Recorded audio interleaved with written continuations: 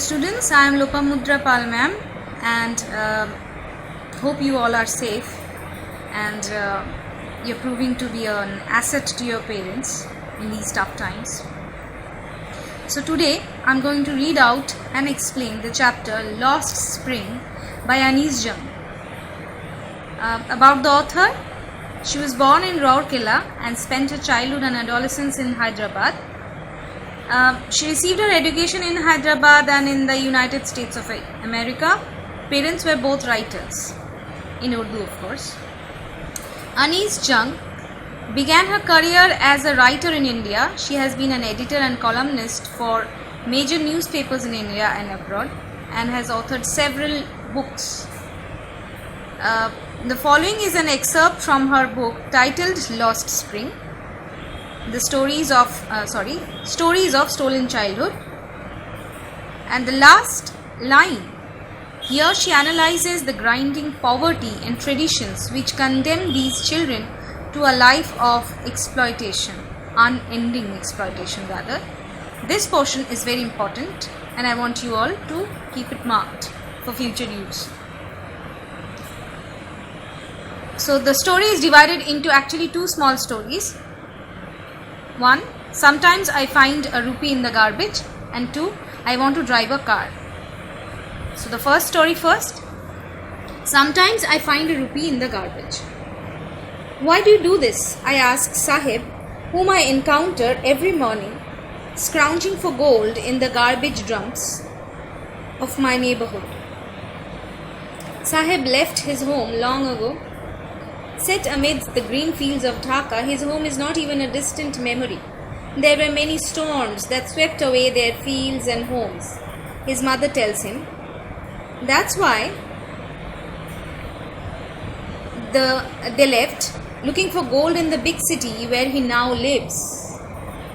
So this continuous reference of finding gold in a big city or scrounging for gold in the dumps literally does not mean scrounging for gold or looking for gold, but looking for a livelihood, looking for something which can be exchanged for money which brings them their very essential food and maybe a tattered but a shelter over their head. I've nothing else to do, he mutters, looking away. Go to school, I say glibly, realizing immediately how hollow the advice must sound. So, for a boy belonging to a refugee family, see, he left with his family the green fields of Dhaka. For a refugee family who have had it very tough to settle down in a different country altogether, where they are not accepted as legal citizens, it is very difficult to just stay alive. Bare survival is very difficult. So going to school, even if someone advises you to, is nothing short of luxury. And we will keep on continuing with the chapter. There is no school in my neighborhood. When they build one, I will go. If I start a school, will you come? I ask, half joking. Yes, he says, smiling broadly. A few days later, I see him running up to me. Is your school ready? So see, the student himself inquiring about this school. What does it tell you about Sahib? All these depressive conditions in which he lives has not yet defeated his spirit. He still thinks if there is a school in the neighborhood, he will never miss the chance of educating himself. Right? And this half-joking promise, which was never meant to be fulfilled on the part of the author, has been taken up quite seriously by the boy. And this interest on his part actually embarrasses Anees Jung, rather pains her. It takes longer to build a school, I say, embarrassed at having made a promise that was not meant. But promises like mine abound in every corner of his bleak world, his dark world. His bleak world must be already full of a lot of promises from all important people about giving them an identity, acceptance in a new country, a regular pay, a decent life in short. But these promises, like her promise, are all never meant to be fulfilled. And yet these people choose to believe in them whenever they come across one such promise. After months of knowing him, I ask him his name. Sahib-e-Alam, he announces. He does not know what it means. If he knew its meaning, Lord of the Universe, he would have a hard time believing it. Unaware of what his name represents, he roams the streets with his friends, an army of barefoot boys who appear like the morning birds and disappear at noon. Over the months, I have come to recognize each of them. So, not only Sahib, his friends are also all engaged in the same livelihood. That is, combing the garbage dumps for anything and everything that seems to be costly or can be exchanged in return for money. And Sahib-e-Alam, his full name is Sahib-e-Alam, which is an irony in itself, because the meaning of the name is Lord of Universe, whereas Sahib, in his pitiable condition, in his poverty, is hardly his own master. And see, each of these boys even lack a pair of shoes, because even shoes are probably a form of luxury for them, and they cannot afford even that bare necessity of wearing shoes, whereas they might need it all the more because they are always inside garbage, scrounging the garbage for everything that is valuable to them. And garbage also contains many sharp pointed objects which might hurt their feet, and all of them, they are nothing but young boys. Why aren't you wearing chappals? I ask one. My mother did not bring them down from the shelf, he answers simply. Even if she did, he will throw them off, adds another, who is wearing shoes that do not match. Why aren't you wearing chappals? I ask one. My mother did not bring them down from the shelf, he answers simply. Even if she did, he will throw them off, adds another, who is wearing shoes that do not match. So, a pair of chappals is so special that the mother keeps them on the shelf and only brings them down only when it is a special occasion maybe. And the other boy who does own a pair of shoes is actually a mismatched pair. One shoe from one pair and another shoe from another pair. So, but that actually meets his demand. He doesn't need anything more than that, nor does he imagine anything more than that. When I comment on it, he shuffles his feet and says nothing. Okay, so he didn't even probably imagine this to be a problem before it was pointed out by the author, that these two shoes from two different pairs can actually be a source of embarrassment was beyond his imagination. When commented, he becomes conscious about it. So, where does this typical attitude come from? When you don't own shoes all your life and you suddenly get it, and the only use that you know of it is to cover your bare feet. I want shoes, says a third boy who has never owned a pair all his life. Traveling across the country, I have seen children walking barefoot in cities on village roads. It is not lack of money, but a tradition to stay barefoot is one explanation. But do you really believe it is a tradition to stay barefoot if you can help it really? No, it is not. It is rather, the answer should rather be, it is not a tradition, but a compulsion. When you cannot afford to spend after buying shoes for yourself. I wonder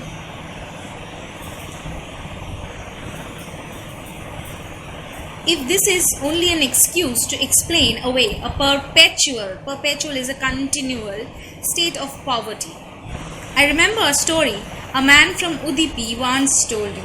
As a young boy, he would go to a school past an old temple where his father was a priest. He would stop briefly at the temple and pray for a pair of shoes. 30 years later, I visited his town and the temple, which was now drowned in an air of desolation. In the backyard where lived the new priest, there were red and white plastic chairs. A young boy dressed in a grey uniform, wearing socks and shoes, arrived panting and threw his school bag on a folding bed.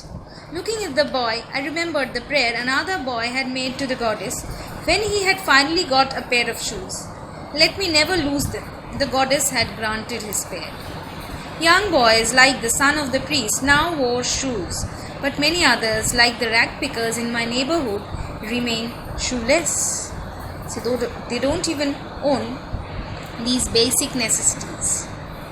My acquaintance with the barefoot rag pickers leads me to Simapuri, a place on the periphery of Delhi, yet miles away from it, metaphorically. Why miles away from it? It sets us thinking. Now it is said it is metaphorically miles away. It is in reality not miles away. It is rather close. But as far as the living conditions, as far as the privileges are compared, then Delhi would seem light years ahead, whereas Simapuri would seem light years back. Let's look at the text. Those who live here, that is in Simapuri, are squatters, refugees, who came from Bangladesh back in 1971. Sahib's family is among them. Simapuri was then a wilderness. What do you mean by a wilderness? Can be equated to a forest, not fit enough for human habitation. It still is, but it is no longer empty. Simapuri was then a wilderness. It still is, but it is no longer empty. Why? It was a wilderness then. It was more or less a forest, but it was empty back in 1971. After these refugees came here, they made this forest their home, and since then Simapuri has ceased to be anything different. It means they are still in those conditions that they were in 1971. Let's take a look. Sahib's,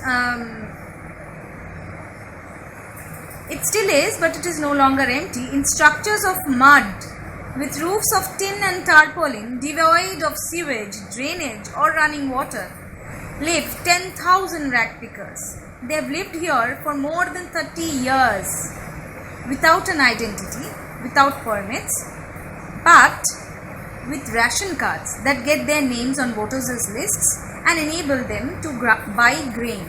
Food is more important for survival than an identity. True. These people have not been guaranteed the status of citizens once they escaped their motherland, where they lost everything. And just for bare survival, they made a new country their home. And what kind of a place? A place which could not be called fit for human habitation. Yet they have made it their home in temporary houses, mud walls and tin and tarpaulin roofs, maybe leaking roofs, but roofs over their head. And see, they don't have any permits, they don't have any identity here, right? The Indian government doesn't even acknowledge them as residents of this country. However, they are very important as far as the vote bank is considered, and that kind of forces them to become citizens of India,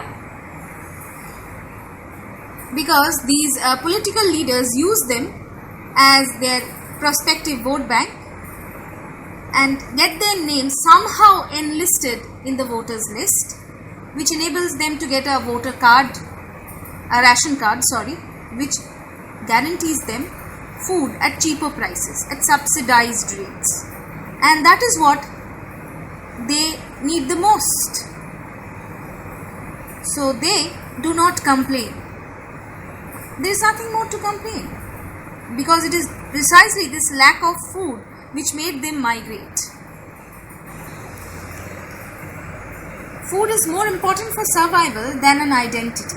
If at the end of the day we can feed our families and go to bed without an aching stomach, we would rather live here than in the fields that gave us no grain.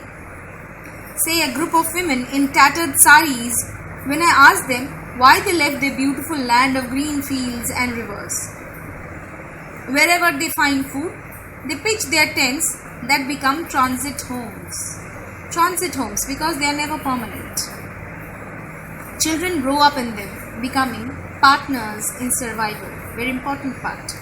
Children here do not enjoy a childhood like you and me or other children who are lucky enough.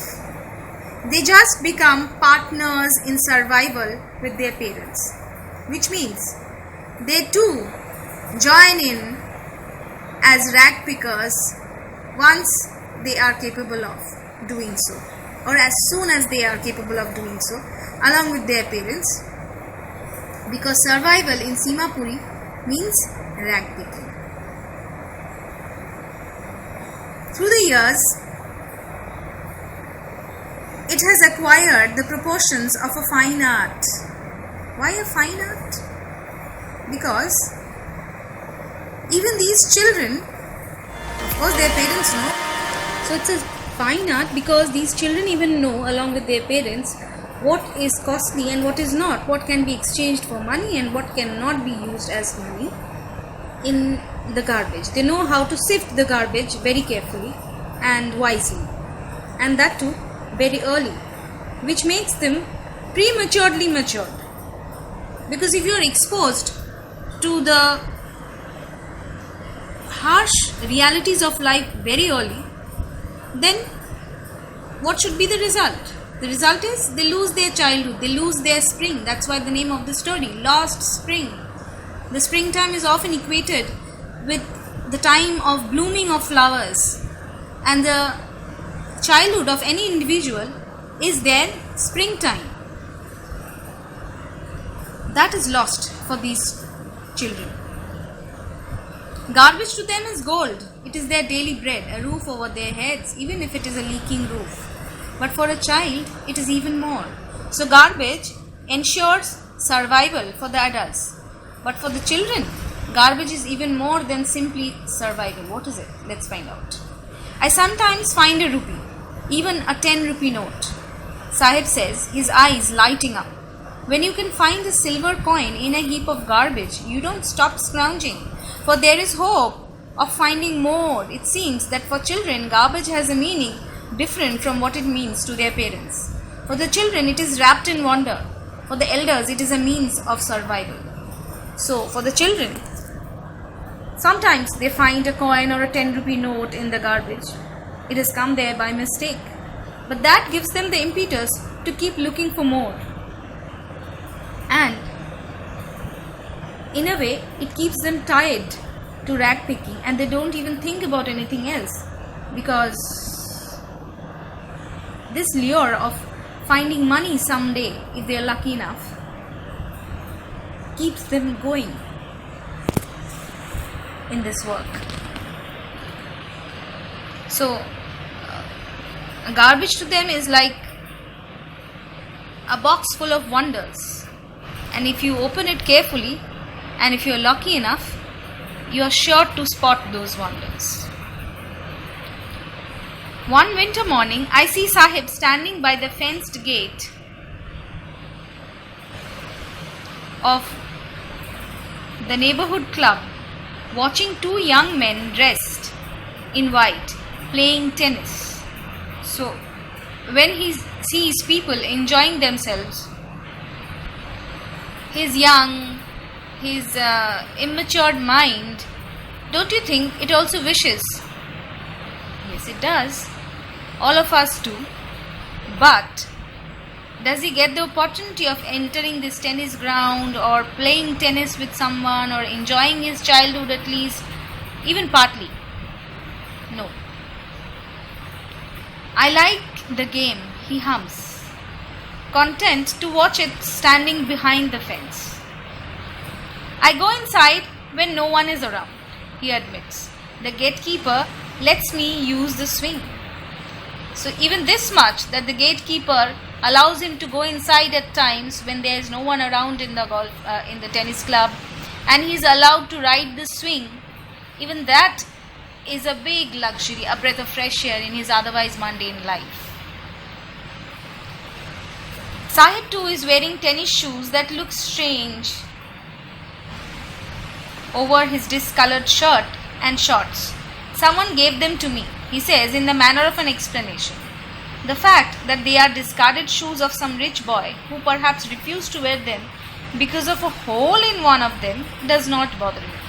Just like his friend who did not bother that two shoes were from two different pairs, he also doesn't bother that the shoes which have been discarded by some rich boy has two small holes in them, because they meet his demand of covering his bare foot, and that is more than enough for him.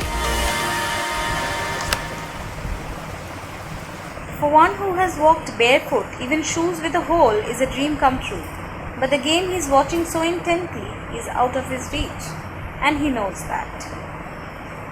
This morning, Sahib is on his way to the milk booth.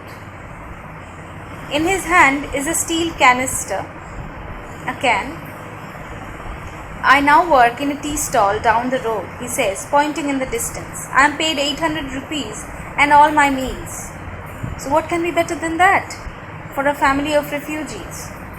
A decent pay and a regular income plus no expenses for the food. So that this particular job came as a disguised blessing for Sahib and his family. But is Sahib still his own happy self? That is a question. Does he like the job? I ask. His face, I see, has lost the carefree look. The steel canister seems heavier than the plastic bag he would carry so lightly. Is it really possible that the steel canister, a small can, is heavier than the huge bag full of garbage that he would carry so lightly over his shoulder? And no, it's the difference of the feeling. When he was a rag picker, the bag was his. The canister, however small it might be, belongs to another man who owns this tea shop. So it's a question of losing his freedom. He has lost his freedom. Sahib is finally no longer his own master. So there are a few questions attached with this chapter.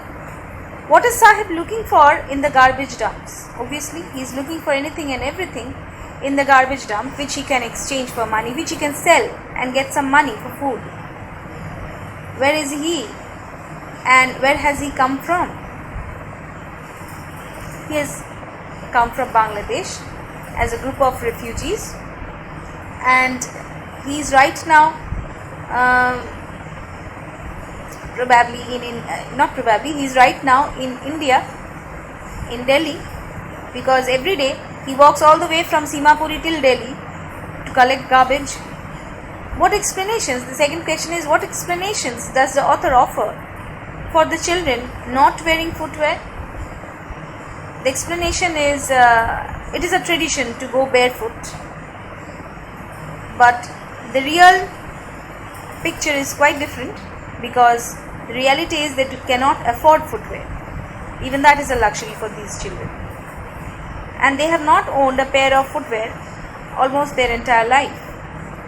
If and until they do not come across pass me down. Pass me down is somebody's used shoes which have been passed down to them. Is Sahib happy working at the tea stall? Explain. Definitely not. The last few lines of this story will explain you very clearly why he is not happy working at the tea stall, because he has lost his freedom. As simple as that. When he was a rat picker, maybe he could not feed himself or his family a wholesome meal, even one wholesome meal a day. But now, even after all his meals are taken care of and he can still earn for his family, he has absolutely become dependent, or rather the servant, the slave of this tea stall owner, which does not make him happy. He doesn't like his new job, but the amount of money and the amount of security that it offers, he cannot leave it either. Thank you, students.